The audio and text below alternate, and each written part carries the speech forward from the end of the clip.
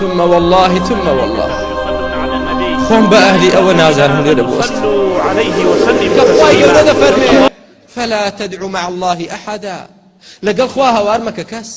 مامۆستا ڕەمەزان چی دەوت لەسەر ئەم مینبەرە بە خەڵکی نەدەوت شتێک کە لە خۆیەوە بێڵێ دەیفەرموو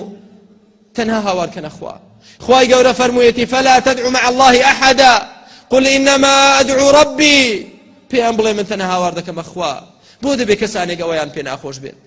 بۆ دەبێ کەسانێک ئاەتی خوا چاویان لەبەری هەڵنێت پێی ناخۆش بێ مامۆستایەکی بەڕێز لەسەر مینبەر خەڵک بانکا بۆ ئاەتەکانی خوا، بە ئاەتەکانی خوا خەڵک بانکا بۆ تەنها پەرستنی خوا و هاوارکردنی خوا. بەداخەوە بۆ دەبێ ئەو پیاوە وا تۆمەتبار بکرێ، ئەو پیاوە کەسانێکی ناحەز ڕقیان لێ بێ لەبەر چی؟ لەبەر ئەوەی کە دەڵێ ڕەبی الله ڕەبی الله لە کاتێکیشدا کە داعوەی تەوحید دەکات بە بەڵگە و بە عیلمەوە دەیکات و نەبێ بە چەواشەکاری بێ و نەبێ بە بدعە و خوڕافی بێ و نەبێ بە حەدیسی مەوضوع و هەڵبەسترا و درۆ بێ و نەبێ بە پەندی پێشینان بێ و نەبێ بە قسەی کەسانێک بێ کە نوری وحی و قورئان و سنەتی تێدا نییە. لەگەڵ ئەوەشدا ئەتەقتلون رجلا أن يقول ربي الله پیاوێکی ئاوا دەکوژن، پیاوێکی ئاوا شەهید دەکەن خوای گەورە بە شەهیدی قبوڵکە بەڵێ کوشتیان،